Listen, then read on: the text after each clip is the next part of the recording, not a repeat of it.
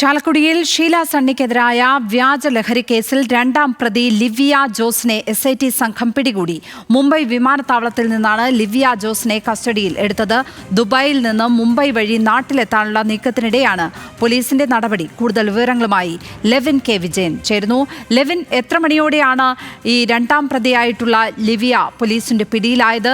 എന്തൊക്കെയാണ് വിവരങ്ങൾ? ലക്ഷ്മി, ഇന്ന് പുലർച്ചെയാണ് ലിവിയ ജോസിനെ കസ്റ്റഡിയിൽ എടുത്തത് എന്നുള്ളതാണ് പോലീസിൽ നിന്ന് നമുക്ക് ചില സൂചനകളും വിവരങ്ങളുമായി ലഭിക്കുന്നത്. ഔദ്യോഗികമായി കാര്യങ്ങൾ വെളിപ്പെടുത്താൻ കേസന്വേഷിക്കുന്ന പ്രത്യേക അന്വേഷണ സംഘത്തിന്റെ തലവനായിട്ടുള്ള ഉദ്യോഗസ്ഥനോ മറ്റുള്ള ആളുകളോ തയ്യാറായിട്ടില്ല. അവരുമായി നമുക്ക് സംസാരിക്കാനും കഴിഞ്ഞിട്ടില്ല. പക്ഷേ പോലീസിൽ നിന്ന് തന്നെയുള്ള ഏറ്റവും വിശ്വസനീയമായ കേന്ദ്രങ്ങളിൽ നിന്നും ലിവിയ ജോസിനെ ദുബായിൽ നിന്നും മുംബൈ വഴി കേരളത്തിലേക്ക് എത്താൻ ശ്രമിച്ച ലിവിയ ജോസ് ഷീല സണ്ണിയെ വ്യാജ ലഹരി മരുന്ന് കേസിൽ കുടുക്കിയ പ്രതിയും ആസൂത്രകയുമായിട്ടുള്ള ആളാണ് ലിവിയ ജോസ്. ഷീലയുടെ മരുമകളുടെ അനുജത്തി കൂടിയാണ് ഇവരെയാണ് ഇപ്പോൾ പിടികൂടിയിട്ടുള്ളത് എന്നുള്ളതാണ് വിവരം ലഭിക്കുന്നത്. എയർപോർട്ട് അധികൃതർ പോലീസുമായി ബന്ധപ്പെട്ട് വിവരങ്ങൾ കൈമാറിയതിന്റെ അടിസ്ഥാനത്തിലാണ് ഈ വിമാനത്താവളത്തിൽ ഇറങ്ങിയ ലിവിയയെ പോലീസ് കസ്റ്റഡിയിൽ എടുത്തിട്ടുള്ളത്. കൊടുങ്ങല്ലൂരിൽ നിന്നുള്ള പ്രത്യേക അന്വേഷണ സംഘത്തിന്റെ കൂടി, അതായത് തൃശൂർ റൂറൽ പോലീസിലെ പ്രത്യേക അന്വേഷണ സംഘാംഗങ്ങൾ കൂടി മുംബൈയിലെത്തി പ്രതിയെ നാളെ കേരളത്തിലേക്ക്, ഇന്ന് രാത്രിയോ അല്ലെങ്കിൽ നാളെ രാവിലെയോ കേരളത്തിലേക്ക് എത്തിക്കുമെന്നാണ് അറിയാൻ സാധിച്ചിട്ടുള്ള. ഔദ്യോഗികമായ വിശദീകരണം പോലീസ് ഇക്കാര്യത്തിൽ നൽകിയിട്ടില്ല. അത് ഉടനെ ഉണ്ടാകുമെന്നുള്ളതാണ് നമ്മൾ പ്രതീക്ഷിക്കുന്നത്. പക്ഷേ പ്രതിയെ പിടികൂടി എന്നുള്ളതാണ് ഈ കേസിലെ ഏറ്റവും പ്രധാനപ്പെട്ട കാര്യം. നേരത്തെ ഈ കേസുമായി ബന്ധപ്പെട്ടുകൊണ്ട് മുഖ്യപ്രതിയായ നാരായണദാസിനെയും പ്രത്യേക അന്വേഷണ സംഘമാണ് കസ്റ്റഡിയിലെടുത്തതും പിടികൂടിയതും. നിലവിൽ നാരായണദാസ് തെളിവെടുപ്പ് പൂർത്തിയാക്കി റിമാൻഡിൽ കഴിയുകയാണ്. അതിനിടയിലാണ് രണ്ടാമത്തെ അറസ്റ്റും കേസിൽ ഉണ്ടായിരിക്കുന്നത്. മറ്റുള്ള പ്രതികൾ കൂടി ഈ കേസിൽ ഉണ്ടാവാനുള്ള ഒരു സാധ്യത നിലനിൽക്കുന്നുണ്ടെന്ന് നേരത്തെ പോലീസ് അറിയിച്ചിരുന്നു. ഇതിൽ ഏറ്റവും സുപ്രധാനമായ അറസ്റ്റാണ് രണ്ടാമത്തേതായി ഉണ്ടായിട്ടുള്ളത് ലിവിയയുടേത്. ലിവിയയെ ചോദ്യം ചെയ്യുന്നതിന്റെ അടിസ്ഥാനത്തിൽ കൂടുതൽ പ്രതികൾ, ഷീലയുടെ ബന്ധുക്കൾ തന്നെയായിട്ടുള്ള കൂടുതൽ പ്രതികൾ ഈ കേസിൽ പ്രതിയാകാനുള്ള ഉൾപ്പെടാനുള്ള ഒരു സാഹചര്യം കൂടി നിലനിൽക്കുന്നുണ്ട്. ഏതായാലും ഏറെ നാളത്തെ അനിശ്ചിതങ്ങൾക്കൊടുവിലാണ് നിരപരാധിയായ ഷീല സണ്ണിയെ കേസിൽ കുടുക്കിയ പ്രതികളെ പിടികൂടാൻ സാധിച്ചത്. SIT സംഘം അന്വേഷണം ഏറ്റെടുത്ത് അധികം വൈകാതെ തന്നെ രണ്ട് പ്രതികളുടെയും അറസ്റ്റും അല്ലെങ്കിൽ കസ്റ്റഡിയും, ഒരു പ്രതിയുടെ അറസ്റ്റും മറ്റൊരാളെ കൂടി കസ്റ്റഡിയിൽ എടുക്കാൻ കൂടി സാധിച്ചിട്ടുണ്ട്. തുടർ നടപടികൾ പോലീസ് അന്വേഷണ സംഘം പ്രത്യേകം യോഗം ചേർന്ന ശേഷമായിരിക്കും തീരുമാനിക്കുക. ഏതായാലും ഇക്കാര്യവുമായി ബന്ധപ്പെട്ടുകൊണ്ട് പോലീസിന്റെ ഔദ്യോഗിക ഒരു വിശദീകരണത്തിന് വേണ്ടിയാണ് നമ്മൾ കാത്തിരിക്കുന്നത്. ലക്ഷ്മി, ലെവിൻ, എപ്പോഴായിരിക്കും ലിവിയെ നാട്ടിലേക്ക് എത്തിക്കുക? ഇവരുടെ ഈ കേസിലെ പങ്ക് സംബന്ധിച്ച് പുറത്തേക്ക് ഇതിനോടകം വന്നിട്ടുള്ള വിവരങ്ങൾ എന്തൊക്കെയാണ്?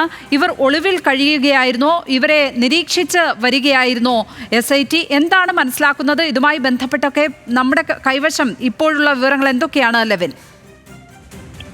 ലക്ഷ്മി, വളരെ ആസൂത്രിതമായിട്ടാണ് ഷീലയെ കേസിൽ പ്രതിയാക്കിയതെന്ന് നേരത്തെ തന്നെ വ്യക്തമായിട്ടുള്ളതാണ്. അതിന് പിന്നിൽ പ്രവർത്തിച്ച ആളുകളെ കുറിച്ചും ഷീലയ്ക്കും ഉറപ്പുണ്ട്, പോലീസിനും ഉറപ്പുണ്ട്. പക്ഷേ നാരായണദാസ് എന്ന മുഖ്യപ്രതി 2 വർഷത്തോളം ഈ കേസുമായി ബന്ധപ്പെട്ട് ഒളിവിൽ കഴിയുകയായിരുന്നു. ഒടുവിൽ സുപ്രീം കോടതി പോലും ഇയാളുടെ മുൻകൂർ ജാമ്യാപേക്ഷ നിരസിച്ചതോടുകൂടിയാണ് പോലീസ് ഇതുമായി ബന്ധപ്പെട്ടുകൊണ്ട് പ്രത്യേക അന്വേഷണ സംഘം രൂപീകരിച്ചതിന് ശേഷം ഈ പ്രതിയെ കസ്റ്റഡിയിലെടുക്കുന്നത്. ബാംഗ്ലൂരിൽ നിന്നും ഈ പ്രതിയെ കസ്റ്റഡിയിലെടുക്കുകയും പിന്നീട് അറസ്റ്റ് രേഖപ്പെടുത്തുകയും ചെയ്തതിന്റെ അടിസ്ഥാനത്തിലാണ് ഈ നാരായണദാസിന്റെ മൊഴി രേഖപ്പെടുത്തുന്നത്. മൊഴിയുടെ അടിസ്ഥാനത്തിൽ ലിവിയയ്ക്ക് വേണ്ടിയാണ് ഷീല സണ്ണിയെ കേസിൽ പ്രതിയാക്കിയത്. അതായത് വ്യാജ ലഹരി മരുന്നുകൾ, MDMA അടക്കമുള്ള ലഹരി മരുന്ന് വസ്തുക്കൾ ഷീലയുടെ ബാഗിലും സ്കൂട്ടറിലുമായി ഒളിപ്പിച്ചത് ലിവിയയ്ക്ക് വേണ്ടിയാണ്, ലിവിയയുടെ നിർദ്ദേശപ്രകാരമാണ് എന്നുള്ളതാണ് പ്രതി മൊഴി നൽകിയത്. അന്നു മുതൽ കൃത്യമായ മൊഴി കൂടി ലഭിച്ചതോടുകൂടി ലിവിയ ആയിരുന്നു പ്രതിയെന്ന് ഉറപ്പായിരുന്നെങ്കിലും തെളിവുകൾ കൂടി ലഭിച്ചതിന്റെ അടിസ്ഥാനത്തിൽ പോലീസ് അന്വേഷണം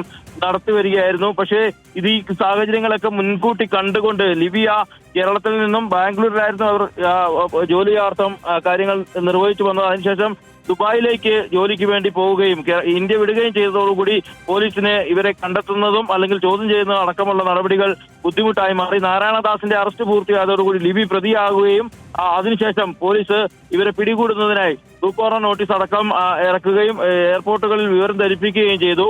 അതിന്റെ അടിസ്ഥാനത്തിലാണ് ഇപ്പോൾ ഈ ഇന്ത്യയിലേക്ക് എത്താൻ ശ്രമിച്ച ഈ പ്രതിയെ കസ്റ്റഡിയിൽ എടുക്കാൻ സാധിച്ചിട്ടുള്ളത്. ഏതായാലും ലിവിയയുടെ നിർദ്ദേശപ്രകാരമാണ് ഈ ബാഗിൽ ലഹരി മരുന്നുകൾ ഒളിപ്പിച്ചതെന്ന് നാരായണദാസിന്റെ മൊഴി നിലനിൽക്കുന്നു.